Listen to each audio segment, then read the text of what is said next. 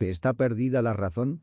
Cuando se proclama que la razón debe ser salvada es porque se supone que se ha perdido a sí misma, ha frustrado, de modo provisional o definitivo, su finalidad y su naturaleza más propia.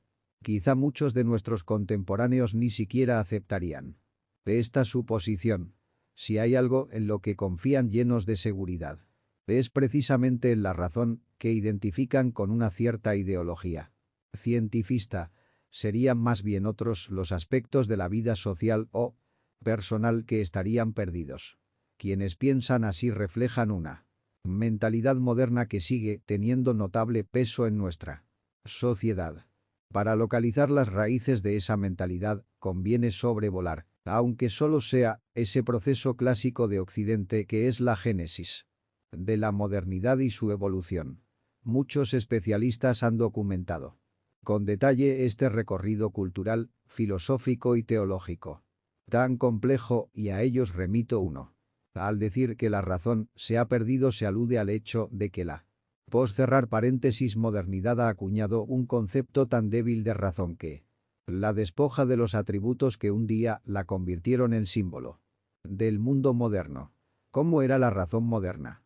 Se caracterizaba por reivindicar una capacidad de conocer y de poder que no se subordinaba a nada ni reconocía límites ajenos a ella misma. Se ha dicho que era una razón absoluta en el sentido etimológico de la palabra absolutum, suelto de, desligado, por dos motivos. En primer lugar, la razón buscaba su fundamento desligándose de la experiencia sensible que inducía a tantos errores y de toda interferencia de las pasiones. Así se separaba ineludiblemente de la esfera afectiva y de la libertad, y con ello también de la condición histórica y social del ser humano, no menos expuesta a la mutabilidad de lo contingente, aunque ambas, razón y libertad, se reivindican como las grandes conquistas del mundo moderno. No obstante, han procedido desde el principio de la modernidad en paralelo, como externas la una a la otra. El saber no se dejaba contaminar por la voluntad, precisamente porque la condición de su universalidad residía en la pretensión de ser neutral y objetivo.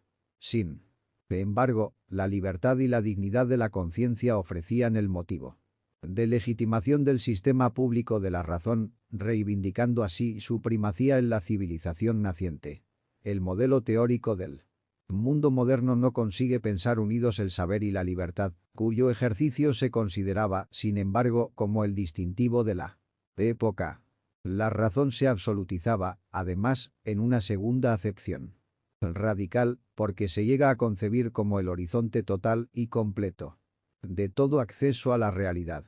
A partir de la primera separación mencionada, seguirá un proceso en el que cada vez iba a costar más percibir desde dentro del dinamismo de la razón una procedencia de dónde y una remisión hacia dónde, más allá de sí misma, tendríamos, pues, al final, un saber absoluto que se fundamenta sobre sí mismo en cuanto que se separa de su relación intencional con la realidad, sensible, racional y afectiva, y en cuanto que no admite ninguna instancia superior, ninguna autoridad, señaladamente la de Dios. En un primer momento todavía se va a aceptar una cierta existencia de Dios bajo dos condiciones: que no intervenga en la historia y que quede, lo mismo que la metafísica, fuera del ámbito de lo estrictamente racional, que es la ciencia.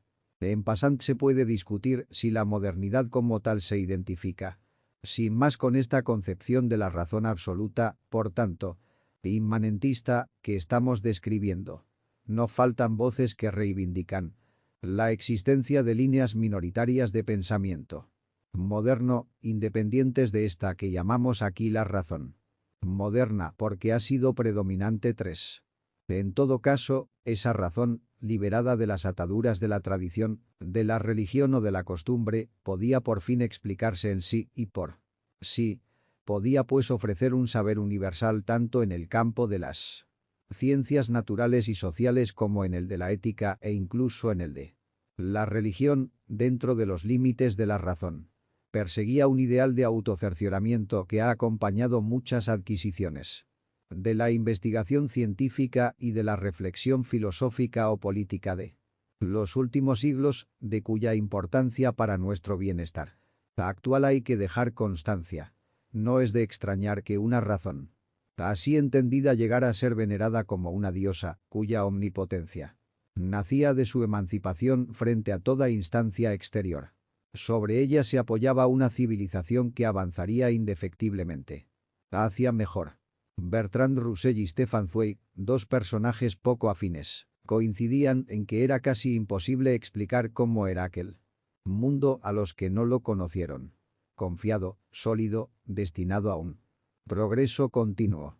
Un mundo que pereció para siempre, a juicio de ambos, en los campos de batalla de la Gran Guerra 4. Y todavía faltaban la Segunda Guerra Mundial, la Shoah, los Gulag. La historia de la cultura europea ofrece un catálogo inabarcable de filósofos, de ensayistas, literatos, pintores, cineastas, políticos, que a lo largo del siglo XX han ido arrancando a la razón moderna los atributos que casi la convertían en divina, en una especie de aceleración uniforme, han ido superándose unos a otros en el empeño de destituir a la razón de aquellas características. Esta insistencia deconstructiva identifica el punto al que ha llegado una razón que quería dar razón solo a partir de sí misma. Si la razón moderna se caracterizaba por algo era sobre todo por la conquista de su autonomía radical que superaba los modelos de fundamentación heterónoma típicos de épocas premodernas. Y sin embargo, su pretensión está muy lejos de haberse confirmado, como muestran las críticas que ha ido sufriendo desde dentro de su propia tradición. Quizá el único punto decisivo al fin y al cabo en el que la modernidad no renuncia a su matriz moderna es precisamente el de la reivindicación del carácter absoluto, de su capacidad deconstructiva, lo que algunos llaman el carácter deponente de la racionalidad posmoderna 5. A lo mejor. Por eso nuestros contemporáneos posmodernos no acogerían de buen grado la sugerencia de que la razón vive una condición negativa. También por este motivo, no será desmedido hablar de un extravío de la razón moderna. Tras un camino largo y difícil, cuyo esclarecimiento excede el cometido de la presentación de un libro y la capacidad de quien escribe, lo que sí resulta claro es que una razón de este tipo se acaba reduciendo a un mero hecho aleatorio y vano, si nadie puede atestiguar su necesidad y garantizar su poder de alcanzar la verdad. Degradada de su condición divina, hoy es cada vez más habitual reducir la razón a un puro factum, a un dato neurobiológico, al modo de un sofisticado mecanismo cibernético, o considerarla como un puro hecho sociológico, resultado de la autorregulación impersonal de las estructuras sociales. En ese caso, no podría asegurarse a partir de sí misma un sentido propio. La mera contingencia experimental no puede fundamentar la razón. Este es, a mi juicio, el diagnóstico decisivo.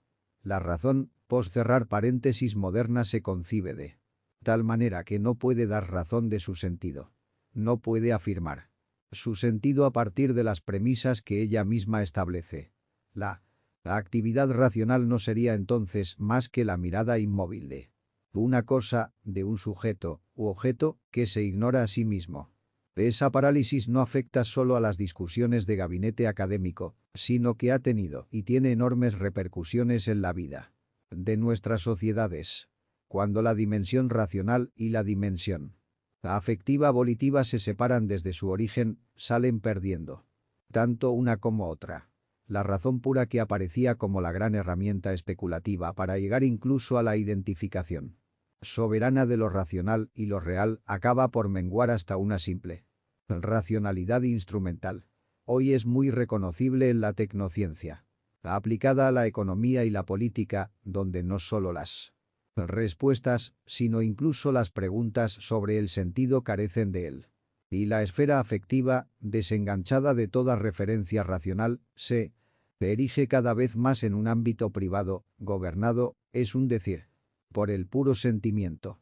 No es tampoco extraño que muchas manifestaciones de la libertad sea mera reacción de violencia ante un orden de la razón instrumental que no es capaz de contemplarlas, de exigencias y preguntas humanas.